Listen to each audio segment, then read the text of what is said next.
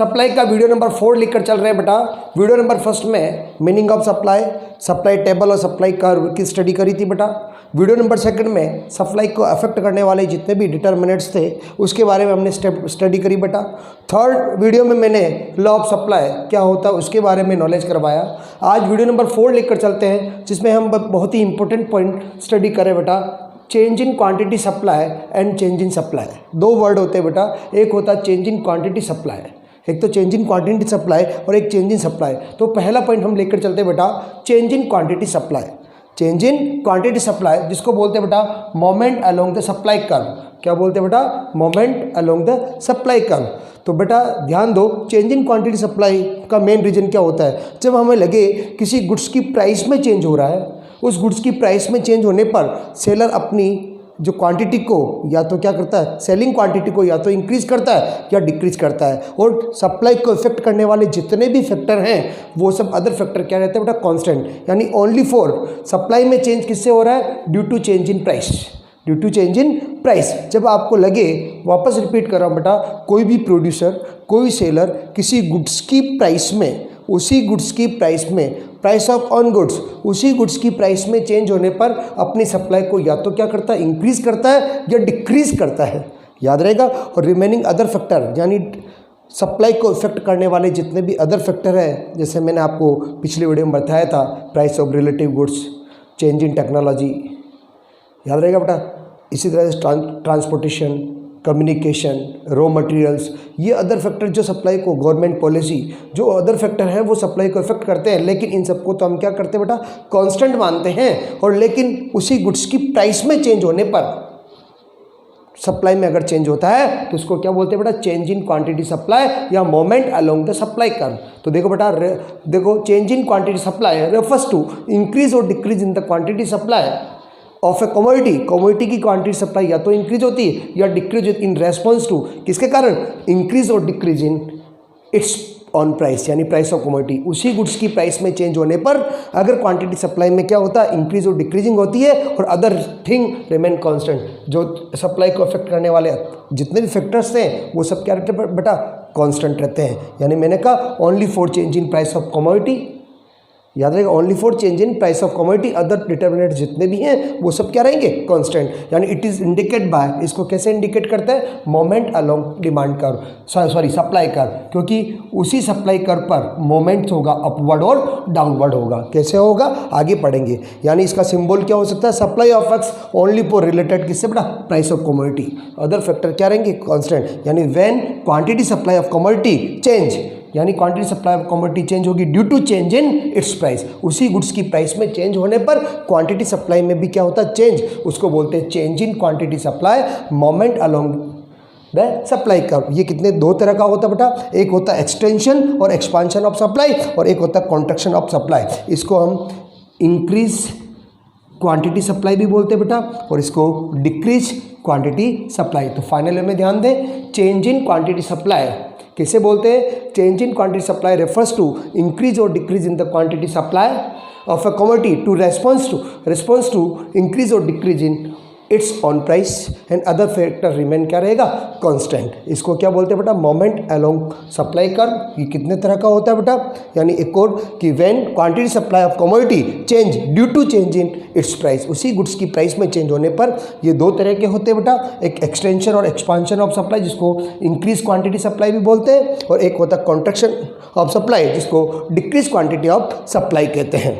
अपना एक्सटेंशन और एक्सपांशन और increase in quantity supply, extension भी बोलते हैं बेटा, एक्सपांशन भी बोलते हैं, इंक्रीज इन क्वांटिटी सप्लाई। अभी मैंने आपको बोला था कि चेंज इन क्वांटिटी सप्लाई कब होगा? जब उस गुड्स की प्राइस में चेंज होगा और अदर फैक्टर क्या रहते हैं? कांस्टेंट। लेकिन अगर आपको पूछे एक्सटेंशन, एक्सपांशन और इंक्रीज पूछे तो इसका मेन रीजन क्या है? प्राइस में जब इंक्रीजिंग होती है तो सप्लायर भी अपनी सप्लाई को क्या करता है? इंक्रीज करता है। तो उसको हम क्या बोलते हैं बेटा? Extension, expansion, increase in quantity supply. तो बेटा एक ही बात याद रखें कि when the quantity supply of commodity rise, when the quantity supply of commodity is rise due to rise in its price, जब उस गुड्स की प्राइस में इंक्रीजिंग होती है, इंक्रीज होती है तो क्वांटिटी सप्लाई भी क्या होती है? इंक्रीज।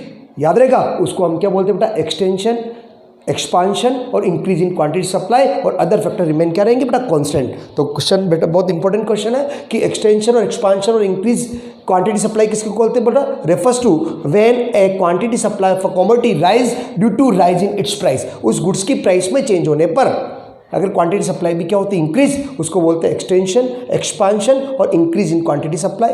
जिसमें बेटा ध्यान दो, एक एग्जांपल देता हूं मैं, किसी गुड्स की प्राइस P थी, उस समय उसकी क्वांटिटी क्या थी Q थी, ए पॉइंट, या कोई प्राइस 10 रुपीज़ थी और क्वांटिटी क्या थी 100। अब प्राइस राइज होकर कितनी 15 रुपीज़ हुई, तो ये P1 हो गया। तो क्वांटिटी सप्लाई भी क्या हो बेटा इंक्रीज होकर Q1 150 हो गया। तो इस मिलाने पर अपने को एक नया पॉइंट आया जिसका नाम क्या बेटा बी पॉइंट। अगर मिला दें तो ए से बी पर जो मोमेंट्स हो रहा है, देखो बेटा upward moment on the same demand curve, upward moment on the same demand curve, याद रहेगा बेटा। इसको क्या कहते हैं बेटा, इंक्रीज क्वांटिटी सप्लाई, एक्सटेंशन और एक्सपांशन क्वांटिटी सप्लाई। यानी पहले क्वांटिटी OQ थी, प्राइस OP थी, प्राइस में राइज होकर क्या हुआ OP1 हुआ और क्वांटिटी भी इंक्रीज होकर क्या हुई OQ1। तो ए से बी पर जो हमने सेम सप्लाई कर पर मोमेंट किया, अपवर्ड मोमेंट किया, कहाँ किया बेटा अपवर्ड मोमेंट हुआ, तो उसको हम क्या कहते हैं बेटा increase quantity supply. It means ध्यान दे बेटा, when the quantity supply of commodity rise due to rise in its price other factor remain constant, it is an upward moment on the same demand curve. याद है due to rise in its price, और इसको price increase, supply increase और other factor क्या रहेंगे constant. Table और diagram बता सकते हैं कि प्राइस 10 रुपीज़ थी, क्वांटिटी सप्लाई 100 थी, प्राइस इंक्रीज होकर 15 हुई, क्वांटिटी सप्लाई भी इंक्रीज होकर 150 हुई। एक ए पॉइंट है, एक बी पॉइंट, ए से बी पर जो अगर आपने मोमेंट किया, इसको हम क्या कहते हैं बेटा इंक्रीज एक्सपांशन या एक्सटेंशन क्वांटिटी सप्लाई, याद रहेगा। और एक बात याद रखना, एक्स एक्सिस पर हमें क्वांटिटी सप्लाई लेनी है और वाई एक्सिस पर हमें क्या लेनी है बेटा प्राइस लेनी है। तो ये था आपका क्या बेटा एक्सटेंशन और एक्सपांशन और increase in quantity supply. Point लेते हैं बेटा कॉन्ट्रैक्शन और decrease in quantity supply. Second point क्या लेते हैं बेटा कॉन्ट्रैक्शन और डिक्रीज क्वांटिटी सप्लाई।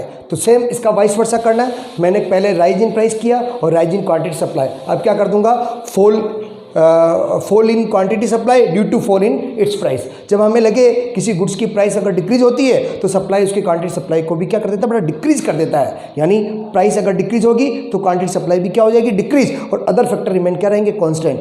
यानी बेटा कॉन्ट्रैक्शन और डिक्रीजिंग क्वांटिटी सप्लाई का मेन रीजन क्या है, प्राइस की डिक्रीजिंग, तो सप्लाई क्वांटिटी सप्लाई भी क्या होगी डिक्रीज होगी, और अदर फैक्टर रिमेन क्या रहेंगे कांस्टेंट रहेंगे। उसको बोलते हैं कॉन्ट्रैक्शन और decrease in quantity supply. For example हम बात करें, वापस एक डायग्राम बनाए बेटा, वाई एक्सेस एक्स एक्सेस ओ या क्वांटिटी सप्लाई या इसकी क्या बेटा प्राइस, अभी ओरिजिनल प्राइस 10 रुपीज़ है और क्वांटिटी सप्लाई कितनी बेटा 100 है, जिसको ए पॉइंट से हमने क्या किया सिंबल किया, और इसको पी लिखा, इसको क्या लिखा बेटा क्यू। अब प्राइस डिक्रीज हुई बेटा, प्राइस डिक्रीज होकर कितने रुपीज़ हो गई बेटा 5 रुपीज़ हो गई, और क्वांटिटी सप्लाई भी डिक्रीज होकर कितनी होगी 50। एक नया पॉइंट अपने पास में बी पॉइंट आ गया। अगर इन दोनों पॉइंट को मिले ए से बी पर वापस देखो बेटा डाउनवर्ड मोमेंट हो रहा है। कौन सा मोमेंट हो रहा है बेटा डाउनवर्ड मोमेंट हो रहा है। Downward moment due to fall in price, किसके कारण बेटा प्राइस में फॉलिंग हो रही है। यानी पहले प्राइस ओपी थी, डिक्रीज होकर ओपी 0 हो गई, पहले क्वांटिटी ओक्यू थी, डिक्रीज होकर क्या हो गई ओक्यू 0 हो गई। इसको हम क्या बोलते हैं बेटा बोलो कॉन्ट्रैक्शन और डिक्रीज इन क्वांटिटी सप्लाई। तो डिक्रीज क्या होगा when the quantity supply of commodity fall, when the quantity supply of commodity fall due to fall in its price other factor remain constant। उधर राइज कमोडिटी क्वांटिटी और rise price था, फिर उसमें upward moment था। अब यहाँ क्या हो जाएगा it is downward movement on the same supply curve due to fall in price, fall in price यानी price decrease supply decrease, other factor क्या रहेंगे बेटा कांस्टेंट। अगर मैं कंबाइंड डायग्राम भी बनाना चाहूँ तो आप बना सकते बेटा। ये आपका सप्लाई कर्व है, ओरिजिनल प्राइस क्या थी बेटा पी थी, क्वांटिटी क्या थी बेटा क्यू थी, नीचे क्वांटिटी सप्लाई है बेटा, ऊपर क्या बेटा प्राइस। अगर प्राइस राइज होगी P1 तो क्वांटिटी भी इंक्रीज होकर क्या हो गई Q1। ए से बी पर अपवर्ड मोमेंट हुआ ऑन सेम सप्लाई कर्व पर, तो इसको तो क्या बोलते बेटा एक्सपांशन। और इसी तरह से अगर मैं कहूँ कि प्राइस डिक्रीज होकर P0 हो गई तो क्वांटिटी सप्लाई डिक्रीज होकर क्या हो गई Q0। ये सी पॉइंट पर ए से सी पर डाउनवर्ड मोमेंट हुआ, ये अपवर्ड मोमेंट, ये डाउनवर्ड मोमेंट, इसको ऑन सेम सप्लाई कर इसको क्या बोलते हैं बेटा कॉन्ट्रैक्शन। इस तरह से हम कह सकते हैं कि चेंज इन क्वांटिटी सप्लाई कब होगा due to change in price and other factor remain constant, then increase और decrease in quantity supply, other factor क्या रहेंगे कांस्टेंट। ठीक है, ये बात अपने को अच्छी तरह समझ लेनी है। अब सेकंड पॉइंट चलते हैं बेटा शिफ्ट इन सप्लाई कर्व। अब हम स्टडी करते हैं बेटा चेंज इन सप्लाई। पहले मैंने आपको स्टडी करवाया था चेंज इन क्वांटिटी सप्लाई, अब हम स्टडी कर रहे हैं बेटा क्या बेटा, चेंज इन सप्लाई। आपको ध्यान होना चाहिए कि चेंज इन क्वांटिटी सप्लाई में मैंने क्या कहा था, due to change in price, price पे चेंज होता है और अदर फैक्टर रिमेन क्या रहते थे, कांस्टेंट। आज हम करेंगे चेंज इन सप्लाई, जिसको हम कहते हैं शिफ्ट इन सप्लाई कर्व, और इसका मेन रीजन क्या रहेगा, प्राइस ऑफ कमोडिटी तो कांस्टेंट रहेगा और अदर फैक्टर जितने भी हैं वो सब क्या रहेंगे बेटा, वेरिएबल रहेंगे। तो मैंने लिखा कि change in supply refers to increase और डिक्रीज इन सप्लाई, यानी चेंज इन सप्लाई क्या मतलब होता है बेटा, इंक्रीज और decrease in supply of commodity response to change in other determinants rather than price. Change in other determinants, other क्या है, जिसको हम नॉन प्राइस फैक्टर बोलते हैं, प्राइस को छोड़कर। नॉन प्राइस में क्या है कि change in price of relative goods, change in price of factor productions, ठीक है, गवर्नमेंट पॉलिसी। तो अदर फैक्टर में चेंज होने पर, अदर फैक्टर जितने भी है सप्लाई को इफेक्ट करने वाले, उनमें चेंज होने पर अगर प्रोड्यूसर अपनी सप्लाई को इंक्रीज और डिक्रीज करता है रादर देन प्राइस, प्राइस को छोड़कर, अदर देन प्राइस यानी किसी गुड्स की प्राइस को छोड़कर अगर अदर फैक्टर में चेंज होता है, उससे अगर किसी गुड्स की सप्लाई इंक्रीज और डिक्रीज हो रही है तो उसको क्या बोलेंगे बेटा, चेंज इन सप्लाई या शिफ्ट इन सप्लाई कर। पहली लाइन तो देखिए बेटा, लिखा हुआ है कि change in supply refers to the increase और decrease in supply of commodity in response to change in other determinants, other determinants of supply. Other determinants कौन है बेटा, जिसको नाउन प्राइस फैक्टर बोलते हैं, price of relative goods, price of factor of productions, government policy, natural resources, number of firms, future exception in prices, ये सारे factor इनमें change हो रहा है other than price of same commodity. उसी goods की प्राइस तो क्या रहेगी बेटा, कांस्टेंट रहती है, उसको छोड़ो। और अदर फैक्टर में चेंज होने पर अगर सेलर अपनी सप्लाई को इंक्रीज और डिक्रीज कर रहा है बेटा, तो उसको क्या बोलेंगे, चेंज इन सप्लाई। यानी इसमें क्या होगा, इट इज शिफ्ट फॉर्मेशन, यानी अपना सप्लाई कर्व जो है वो शिफ्ट होगा। ये आपका सप्लाई कर्व है, या तो अपवर्ड शिफ्ट होगा या क्या होगा बेटा, डाउनवर्ड शिफ्ट होगा, या तो अपवर्ड शिफ्ट होगा या क्या होगा, डाउनवर्ड शिफ्ट होगा। तो it is a shift formation of new supply curve due to change in other factors when price of the product remain क्या बेटा, कांस्टेंट। उसी गुड्स की प्राइस तो क्या बेटा, कांस्टेंट है, अदर फैक्टर में चेंज हो रहा है, जिससे अपना सप्लाई कर्व जो है या तो अपवर्ड शिफ्ट होगा या क्या होगा, डाउनवर्ड, या तो राइटवर्ड शिफ्ट होगा या क्या होगा, लेफ्टवर्ड। इसका सिंबल कैसे लिखा मैंने आपको कि supply of X is a function of other factor, other factor ओ ऑफ यानी क्या बेटा, अदर फैक्टर। ऑफ मीन्स क्या होता है बेटा, अदर फैक्टर। और ये कितने तरह का होता है, दो तरह का होता है बेटा, इंक्रीज इन सप्लाई और decrease in supply, increase in supply और डिक्रीज इन। तो फाइनल में क्या बेटा, चेंज इन सप्लाई के लिए क्या बात करते हैं, change in supply, shift in supply curve का मतलब क्या बेटा, change in supply refers to increase और decrease in supply of commodity in response to change in other determinants, change in other determinants of supply, जिसको non price factor बोलते हैं। Price of relative goods, price of factor production, technology, government policy, natural resources, number of firm and other than price of same commodity. उसी goods की price same commodity को छोड़कर other factor में change होने से supply increase और decrease होती है, उसको चेंज इन सप्लाई। क्या समझ में आ गया होगा बेटा। अब हम बात करें इसमें क्या होगा, it is a shift formation, it is a shift formation, supply curve shift होगा, या तो अपवर्ड होगा या क्या होगा, downward. Change in quantity supply में मोमेंट्स होता था, इसमें क्या होता है, शिफ्ट होगा। तो it is a shift formation of new supply curve due to change in other factors when the price of the product remain क्या रहेगा, कांस्टेंट। और ये कितने तरह का, दो तरह का, एक होता है बेटा इंक्रीज इन सप्लाई और एक होता है डिक्रीज इन सप्लाई। तो हम स्टडी करते हैं बेटा increase in supply, increase in supply यानी चेंज इन सप्लाई का फर्स्ट पार्ट है बेटा इंक्रीज इन सप्लाई। तो आपको लगे कि सप्लाई ऑफ कमोडिटी राइज हो रही है due to change in other factor rather than price, यानी प्राइस को छोड़कर अदर फैक्टर में चेंज होने से। फॉर एग्जांपल मैंने कहा कि decrease in price of relative goods, relative goods की प्राइस डिक्रीज हो रही है, टेक्नोलॉजी में इंप्रूवमेंट्स आ रहे हैं, नंबर ऑफ फर्म इंक्रीज हो रही है, गवर्नमेंट ने अपने टैक्स को क्या कर दिया, डिक्रीज कर दिए, सब्सिडी को क्या कर दी, इंक्रीज कर दी, और इसी तरह से इनपुट की प्राइस जो है वो क्या हो रही है, डिक्रीज हो रही है। ऐसी कंडीशन में सप्लायर अपनी सप्लाई को क्या कर देगा, इंक्रीज कर देगा, यानी no change in price, price में कोई चेंज नहीं, अदर फैक्टर में चेंज होने से सप्लायर अपनी सप्लाई को क्या करता है बेटा, इंक्रीज करता है। फॉर एग्जांपल प्राइस 10 रुपीज़, पहले भी 10 रुपीज़ थी, आज भी 10 रुपीज़ है, पहले सप्लाई 100 थी, अब सप्लाई 150 हो गई। तो बेटा ध्यान दें, प्राइस ओपी पहले, ये आपका कौन सा कर्व बेटा, सप्लाई कर्व है एसएस, यानी पहले सप्लाई क्या थी बेटा 100 थी, अब सप्लाई जो है वो इंक्रीज होकर क्या होगी S1 यानी ए से बी पर सप्लाई कर क्या हो बेटा शिफ्ट हुआ और सप्लाई क्या होगी 150 हो गई। इसका मतलब क्या है कि नो चेंज इन प्राइस में कोई चेंज नहीं, अदर फैक्टर में चेंज होने से सप्लायर अपनी सप्लाई को क्या कर रहा है इंक्रीज कर रहा है, राइज कर रहा है। इसको क्या कहते हैं बेटा इंक्रीज इन सप्लाई, जिसमें सप्लाई कर जो है वो न्यू सप्लाई कर हो जाता है और कौन सी साइड में जाता है बेटा राइट हैंड साइड में। कौन सी साइड में बेटा राइट हैंड साइड में शिफ्ट हो जाता है, उसको क्या बोलते हैं बेटा इंक्रीज इन सप्लाई। फॉर आप यहाँ में देखो बेटा यहाँ लिखा हुआ है कि increase in supply when supply of commodity is rise, जब आपको लगे कि सप्लाई ऑफ कमोडिटी राइज हो रही due to change in the factor other than price, यानी प्राइस को छोड़कर अदर फैक्टर जो इसके इफेक्ट करने वाले फैक्टर है उसमें चेंज हो रहा है। फॉर एग्जांपल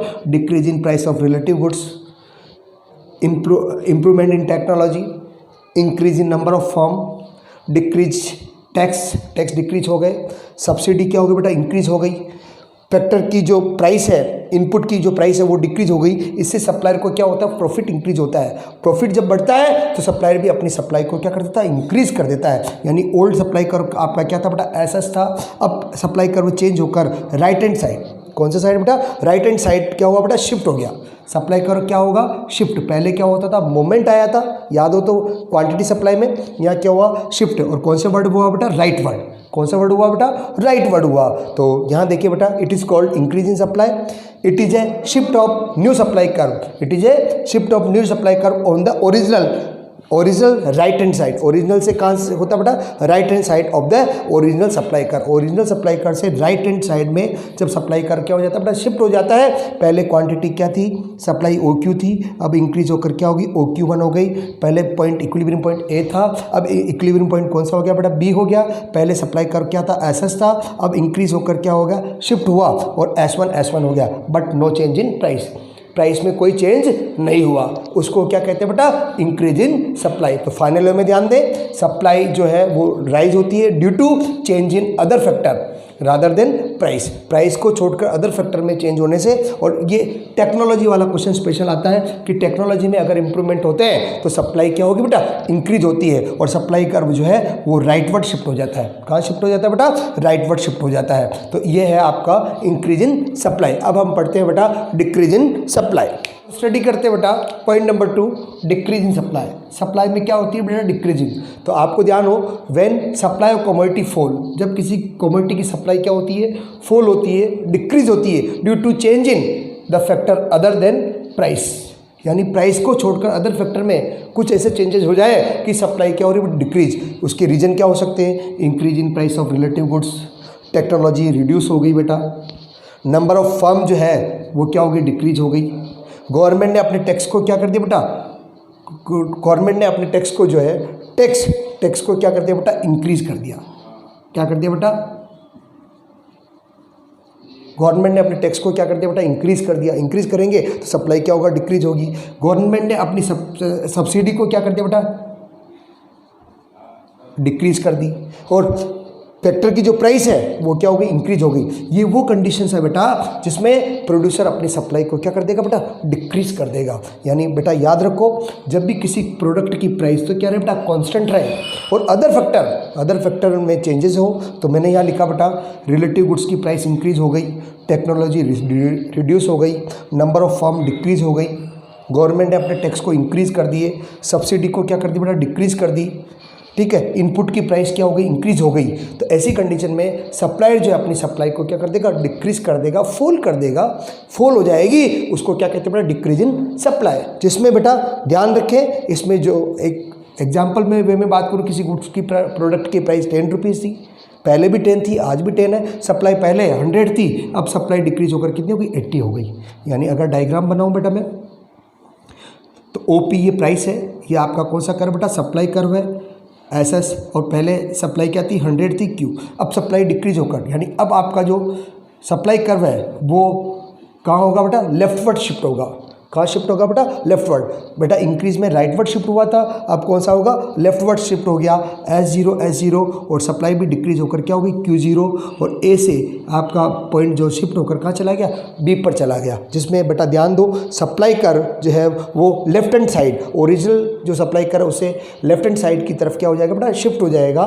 इसको क्या बोलते हैं बेटा, डिक्रीज इन सप्लाई। क्या बोलते हैं, डिक्रीज इन सप्लाई। तो फाइनल में बात करें कि डिक्रीज इन सप्लाई मीन्स क्या होता है बेटा, when the supply of commodity is fall या reduce due to change in the factor other than price, यानी सारे फैक्टर में चेंज होगा, केवल किसको छोड़कर, प्राइस को छोड़कर। एग्जाम्पल में बात की कि रिलेटिव गुड्स की प्राइस क्या हो गई बेटा, इंक्रीज हो गई, टेक्नोलॉजी रिड्यूस हो गई, नंबर ऑफ फर्म डिक्रीज हो गई, गवर्नमेंट ने अपने टैक्स को क्या कर दिया, इंक्रीज कर दिया, गवर्नमेंट की सब्सिडी क्या हो गई, डिक्रीज हो गई, और फैक्टर की जो प्राइस है वो क्या होगी बेटा, इंक्रीज हो गई। ऐसी कंडीशन में जो सप्लायर है वो अपनी सप्लाई को क्या करेगा, डिक्रीज करेगा, और आपका ओरिजिनल जो सप्लाई कर्व से जो न्यू सप्लाई कर्व जो बनेगा वो कहाँ जाएगा बेटा, लेफ्ट हैंड साइड। कहाँ जाएगा, लेफ्ट हैंड साइड। इसीलिए लिखा है it is a shift of new supply curve on the left hand side of the original supply curve. इसको क्या बोलते हैं बेटा, डिक्रीज इन सप्लाई।